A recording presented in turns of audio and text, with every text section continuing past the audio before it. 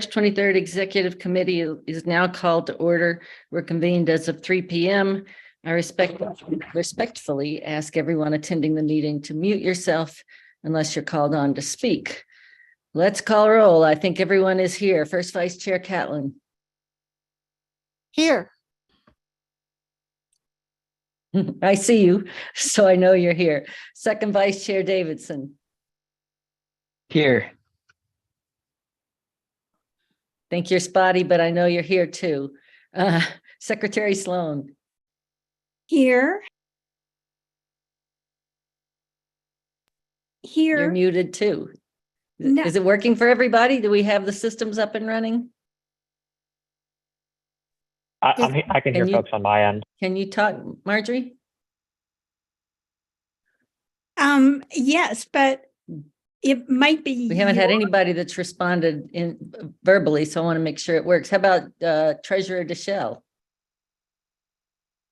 I am here and I have been able to hear everyone. Something's not working.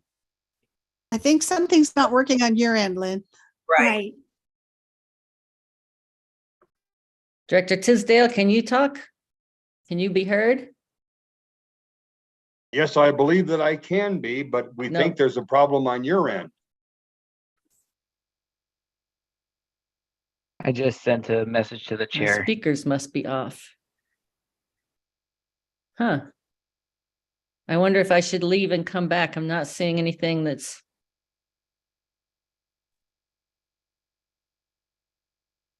All right, I'll be back.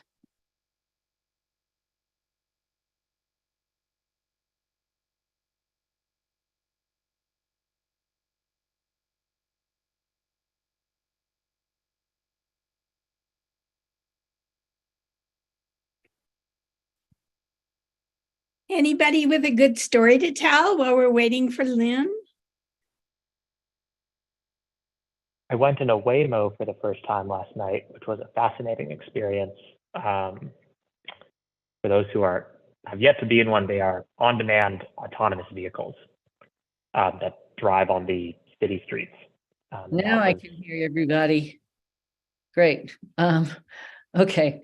Did y'all hear all of the roll call? I assume Yes. Director Tisdale and Director Guzman, and I think that's it for additional directors. All right. I'd like to open public comment to anyone who'd like to address the committee regarding any topic listed in the published meeting agenda for the current and immediately preceding month. Before I go through all of this, Ms. Parrish, do we have anyone that is wanting to speak? No, there are no speakers, nor are there any emails. Okay.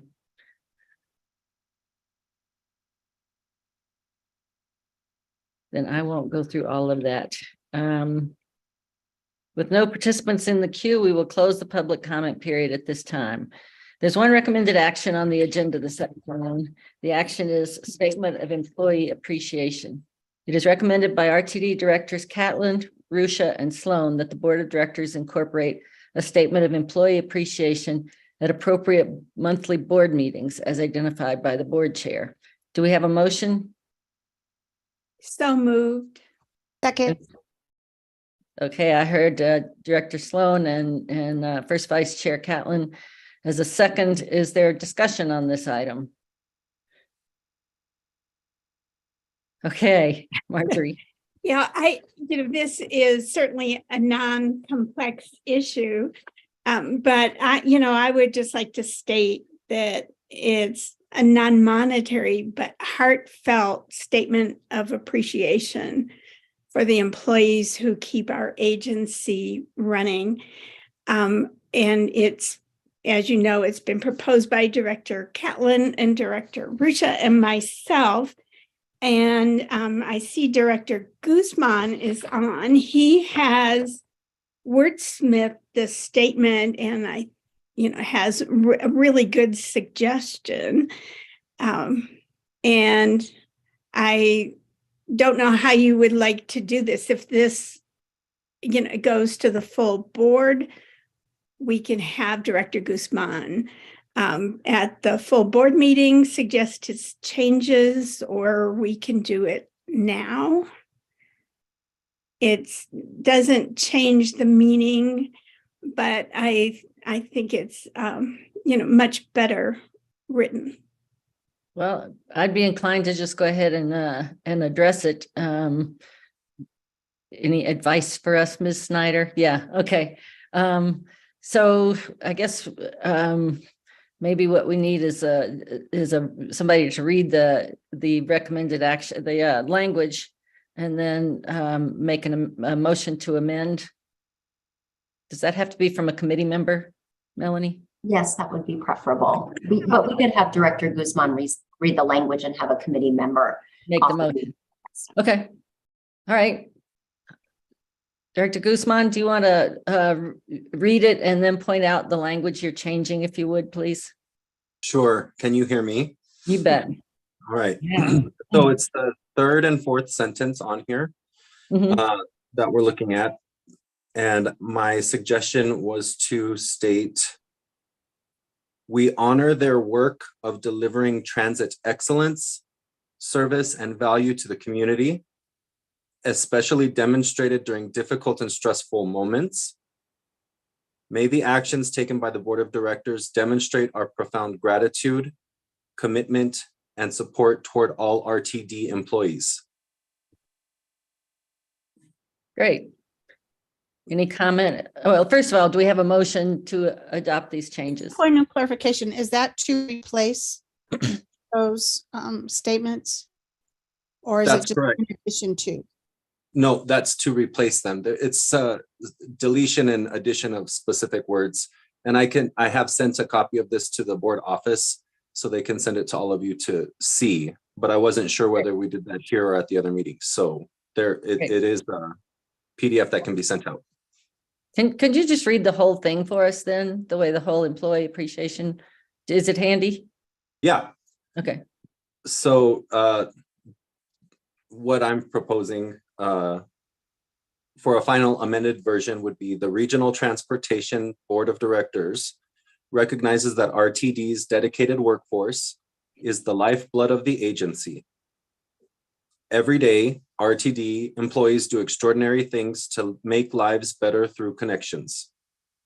We honor their work of delivering transit excellence, service, and value to the community, especially demonstrated during difficult and stressful moments.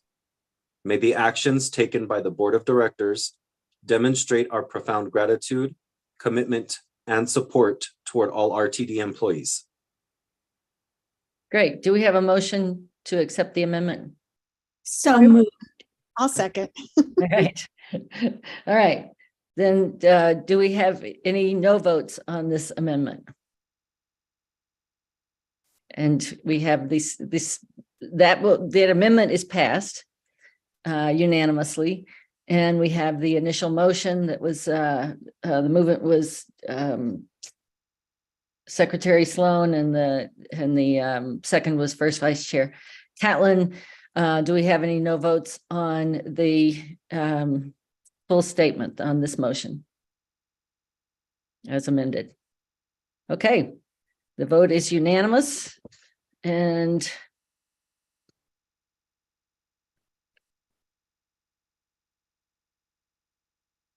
great.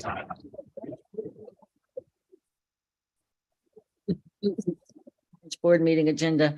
I note that there are 2 additional executive sessions planned for Tuesday evening for the following matters: executive session regarding the Denver Transit Partners LLC versus RTD litigation pursuant to section 24-6-4024B CRS to receive legal advice, and section 24-6-4024E CRS for determining positions relative to matters that may be subject to negotiations.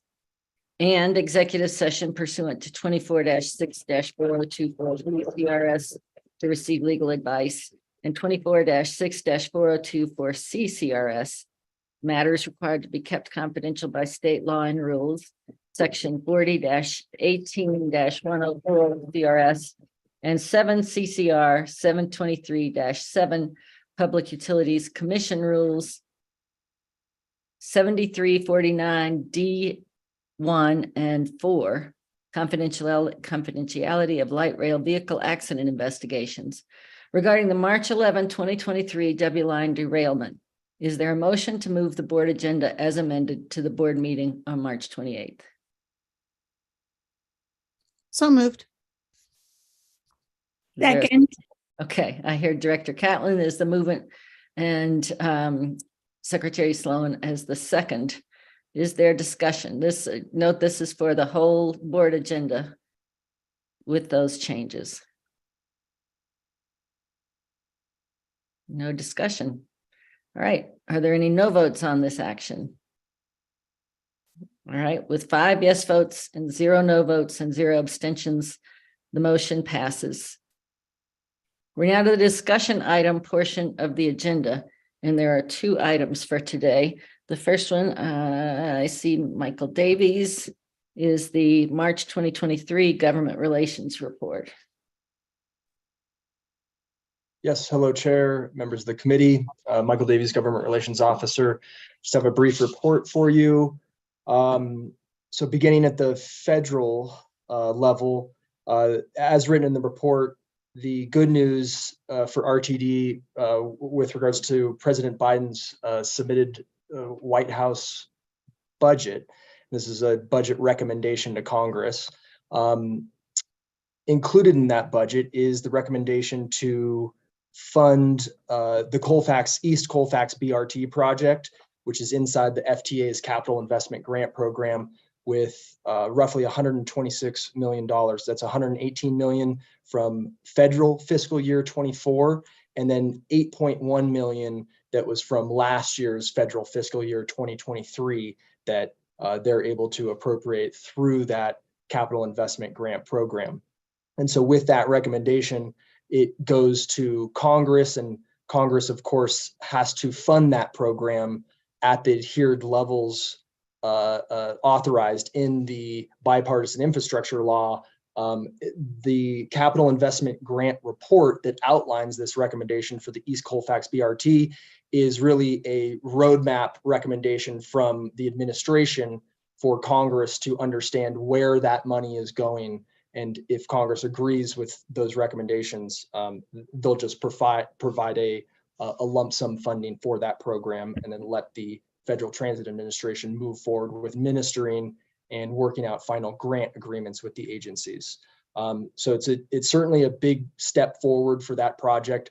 Along with the recommendation for funding, you get your project rating from the FTA, and East Colfax BRT was rated high. This is the highest possible rating that you can get for a small starts project within the Capital Investment Grant Program. So good news all the way around on that project, and our partnership with not only City and County of Denver, but City of Aurora, State of Colorado, and DRCOG.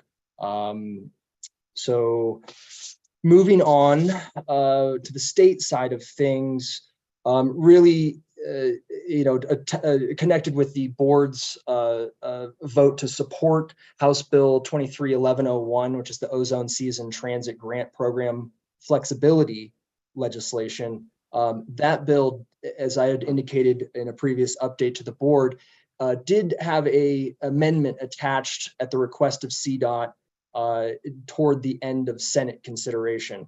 And the House did not concur with that amendment, and they requested a conference committee on the bill to talk through the issues on that CDOT requested amendment.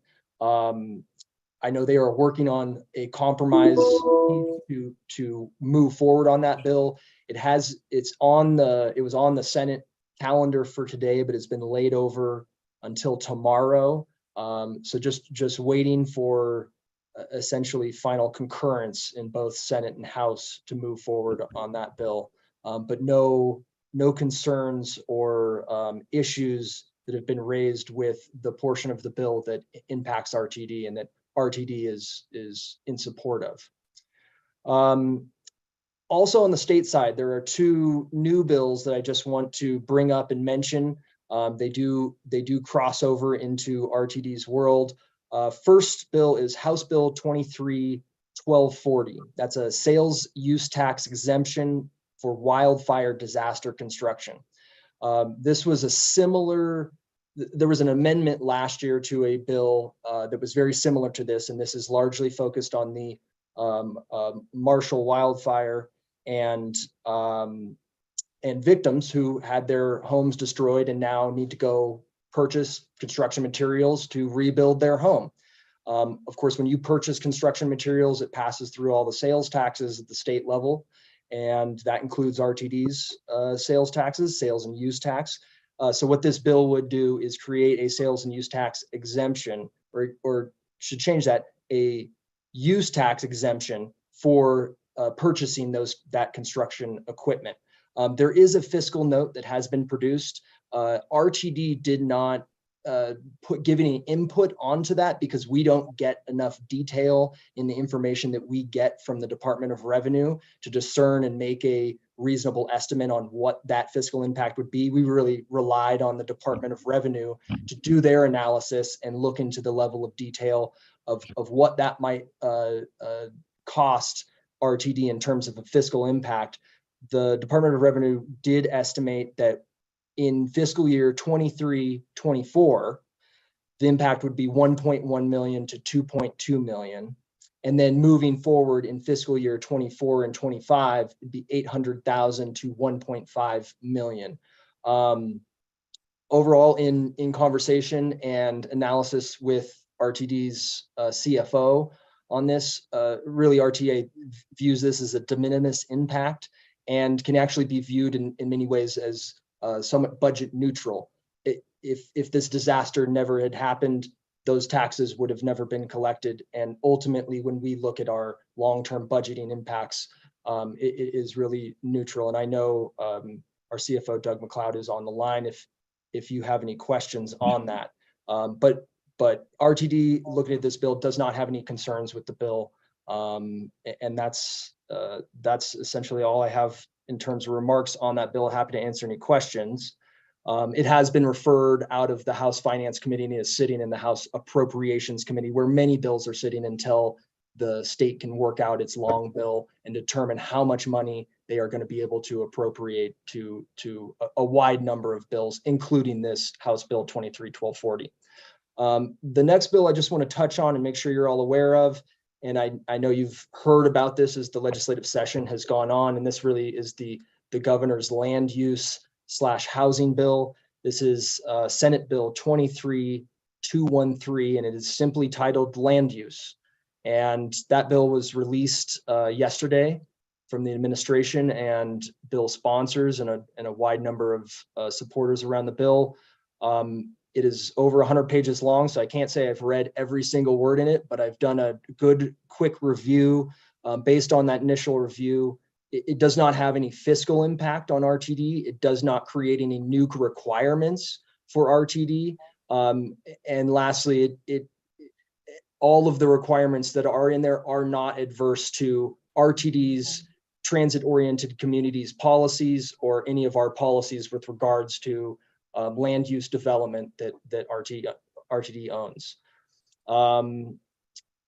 Just as a quick review of what the bill does, the bill defines communities in a number of different ways. Generally, if you hear the word tier 1 communities, that's going to account for most of the cities that RTD serves.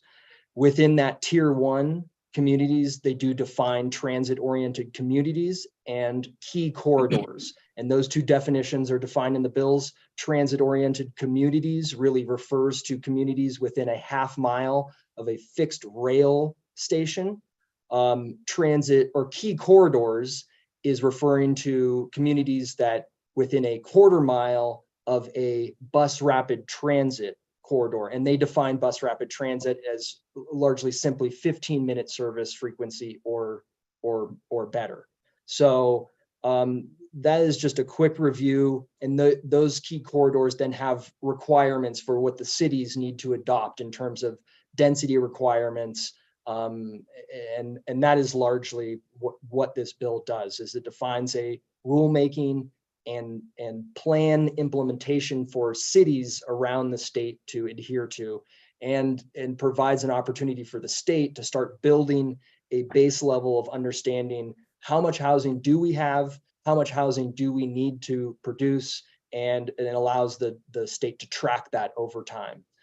So that's just a quick overview of that bill. Again, RTD doesn't have any initial concerns on that bill, and happy to answer any questions. And then lastly, just to touch on the local level, RTD did, and many of you I think participated, but RTD did hold on March 8th a local elected officials virtual meeting. A good number of elected officials and their staff from around the RTD region did participate. I actually did just receive some positive feedback from an Adams County commissioner earlier today that enjoyed the virtual meeting, thought it was informative and a good use of their time. So that's certainly the kind of feedback that we want to hear from our local elected officials and want to ensure that we're giving them useful information. Lastly, I do know just with regards to outreach and trying to get before city councils and make sure that we are being proactive in getting before those local bodies. Just this last Monday, Director Busick, along with some of our staff that are managing the Northwest Rail peak service study, did present before the city of Westminster. And I will, of course, keep the board updated and each director in their districts that have community meetings that we're working on, and look forward to working with the board as we set those up in the future. That will conclude my remarks, and happy to answer any questions. Great report, Michael. Thanks so much. It's a lot of good information. I see First Vice Chair Catlin's hand up. Thank you. A couple of questions. I was unable to the local government forum. Is that still available stream or to view online? Yes, we do have a recording of that, and can get you a link to review that. That would be great. And secondly, with regard to the land use bill, I know you said RTD did not take there's no negative consequence for RTD. That being said, I've read a lot from, and maybe I would to Mayor Marjorie on this, and perhaps former Mayor Doug Dill on this, but I've seen a lot of concern expressed by local governments about overreach on the state. So just because it doesn't have an adverse impact, I'm assuming that we remain neutral as a board on that. Yeah, and if I may, at least the way that I approach it from the public administrator, government relations perspective, and guided by our 2023 legislative program, if there is no real negative financial or operational impact to RTD, yes, and as you stated, this is really a bill that impacts local governments, and really is a bill for local governments to look at and debate and work out with the General Assembly of how it moves forward. But certainly there is a wide number of views on how this bill goes about incentivizing or requiring local governments to implement these plans. Well, and I just am mindful of the fact that we are trying to foster relationships with local governments in the way of partnerships. And I just want to make sure that that particular legislation doesn't kind of cloud or detract from our intent to forge these partnerships. That's just all I wanted to say. Thank you. Yeah, and just to be clear, you mentioned that we're neutral as a board. I think Michael's right. It hasn't come to the board. It could come to the board. I mean, it's only filed yesterday. And at this point, it doesn't seem like there's reason for the board to take an action, but I know Michael and our team will be following it. I didn't mean to overreact. I just feel No, fine. It's a very touchy subject, I think. It is. And I wanted to get on the record as stating that at this point we're neutral. Yeah, good. Second Vice Chair Davidson. Yeah, thank you, Chair. I just wanted to take the moment to say thank you to Mr. Davies and all of staff that participated in putting together that elected official forum. I think that's a really, really great start. And although I'm traveling, and apologies for not being on video here, I've also heard some positive feedback about that. And I think it represents an opportunity to, create a good cadence. And certainly look forward to the discussions we'll have this weekend at the retreat. So thank you very much for taking the time to do that and report on it. And also, I just wanted to say thank you for Ms. Johnson and the entire team on the Colfax project. That is very exciting with the high rating. And Mr. Davies, thanks for explaining that is the highest. Tremendous opportunity there. And I think something that we can point to with community value if this project is to move forward. So anyway, thank you for the hard work on that. I know there's a lot behind that report that you just provided. There was a lot of substance there, but long-winded way of saying thanks. Great. Treasurer Deschelle. Thank you. And I think, just sort of following up on Director Catlin's conversation on the governor's bill, which effectively upzones the state and pushes for more affordable housing. It's a political challenge, right? Because on the one hand, we are working to build stronger relationships with a lot of our smaller municipalities. And on the other hand, the land use choices they made, which run contrary to this bill, make RTD as an agency, it makes it a lot harder for us to do our job. And this bill actually enables a lot more intentional, well thought out, more dense planning, which is by and large good for transit. And so it'll be interesting to see how this sort of unfolds and makes its way through the legislature. But I think, I would not want politics to get in the way of policy in terms of making sure that we are advocating for policies that enable strong housing markets, which enable better transit delivery. And of course, there are jurisdictions that are welcome to not. But I think that also sort of paints a pretty clear picture for me as to where they sit on transit and the realities and challenges of providing transit in a low density area. Great. I agree. Good comments. Great. Any other comments on our government relations report? Eric, you have your hand up still. Is that just a vestige? I'm going to. Yep. Sorry about that. I'll take that down. Thank you. No problem. Okay. Our next discussion item is board retreat planning.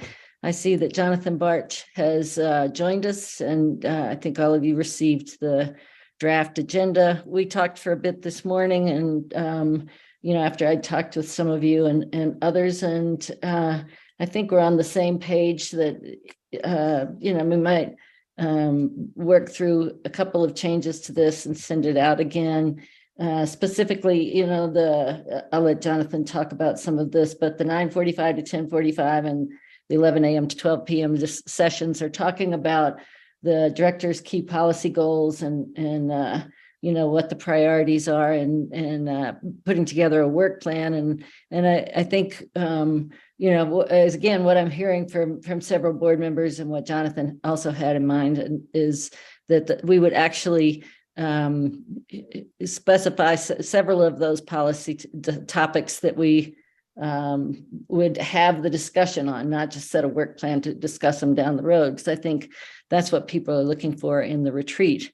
At least I'm putting that out there for the discussion, perhaps just brief small group discussions on several of the topics, some things like, communication and relationship with the community and what the board's doing, the ZEV goal and transition plan, Tabor, several things like that. Jonathan, has heard several themes. So Jonathan, I don't want to steal all your thunder. Are you there?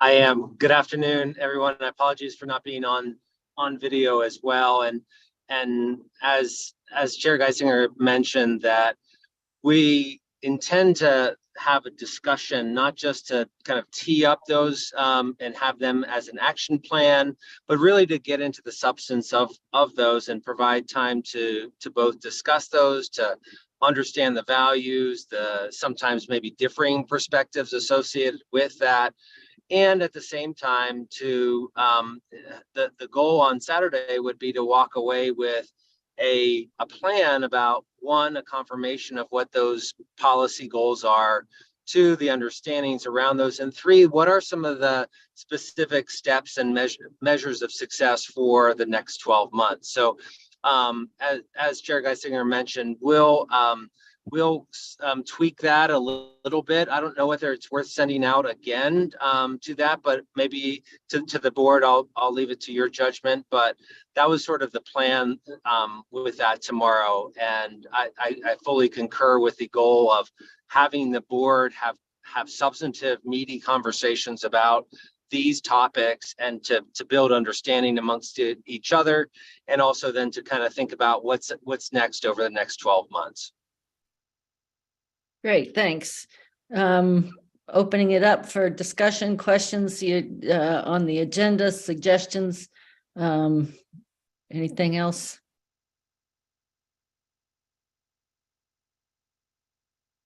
Okay. Oh, there's Director Deschel. Sorry, I had some trouble finding the raise hand button. It's okay. I think, one thing that I just really want to emphasize is that we come away with firm commitments, right? That whether it's one, maybe two per person, that actually get implemented coming out of this retreat. Because candidly, I think we may have lacked that in the past, which means, everyone's time is really valuable on this board. And if we're not going to hold ourselves and each other accountable to what we talk about and next steps at the retreat, then all we really did was spend 8 hours together on a Saturday, which is a lovely thing to do, but isn't really the purpose of a retreat. Great, I agree. Yeah, Anyone I hear that, and this is Jonathan and Director Deschel, that sort of the idea as well of sort of building off of the morning discussion is that there's ample time as well in terms of the next steps and action items and sort of the specific board of directors, both commitments and things that you want to be held accountable for. That's the goal, to have that conversation both in the morning, but then to confirm that in the afternoon. So hear you loud and clear. Anything else? Okay, Jonathan, thanks so much for joining us. Thank you all. Looking forward to Saturday. Yeah, we are too. Bye. Bye-bye. All right, we are at other matters. Are there other matters to discuss?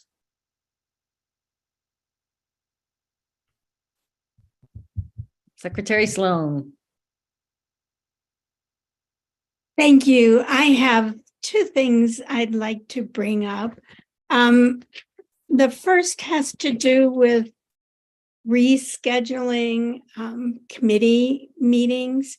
And it's great to have everybody at a committee meeting, but we have to recognize it isn't just the committee members who are affected.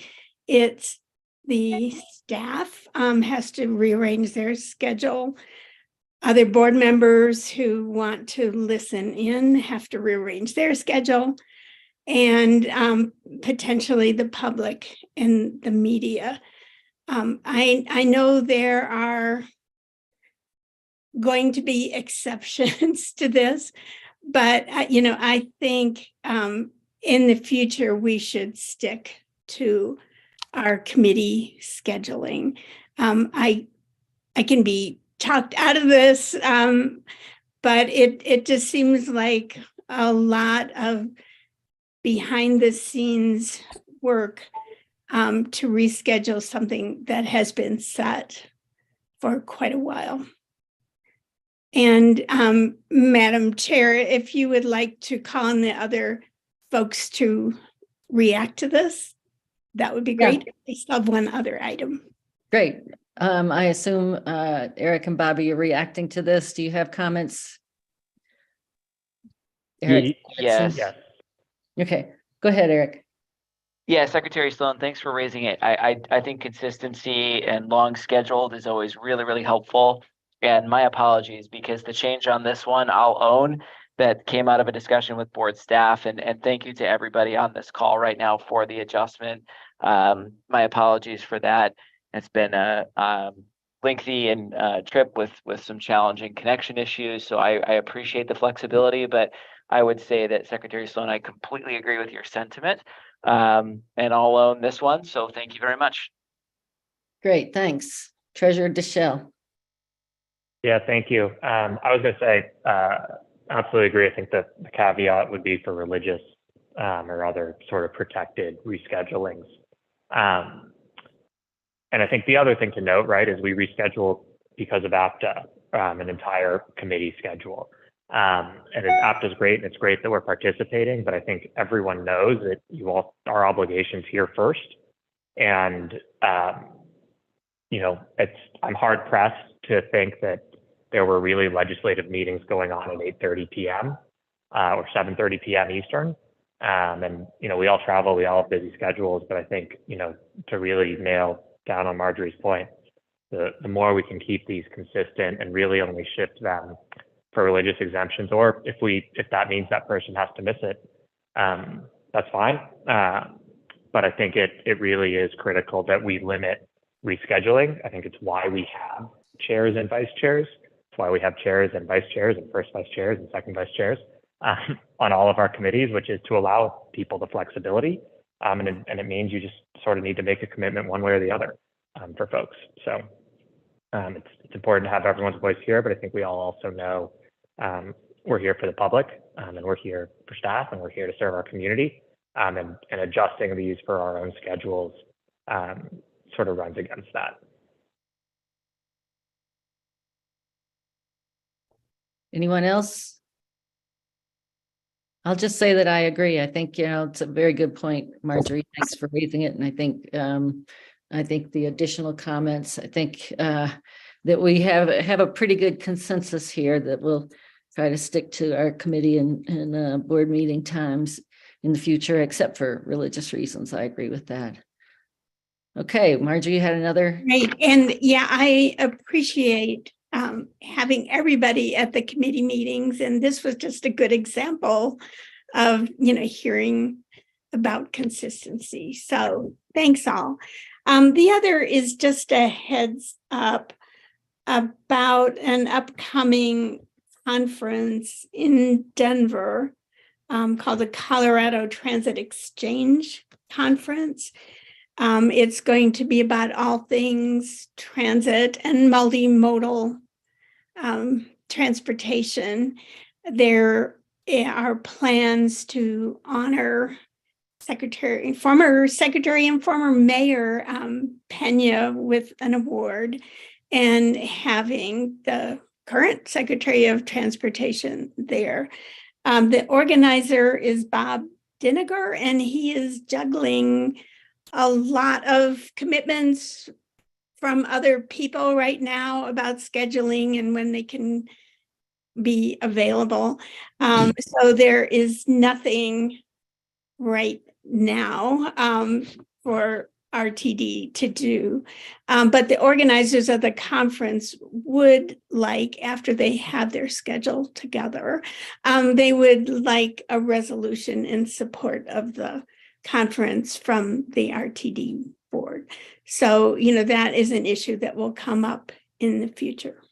And that's it for me today. Thanks. Great. Thanks so much. Any other comments on that or other matters for the board, for the committee? All right. I will entertain a motion to adjourn if no one else has anything. So moved. Great. We are adjourned. Thank you. See you on Saturday.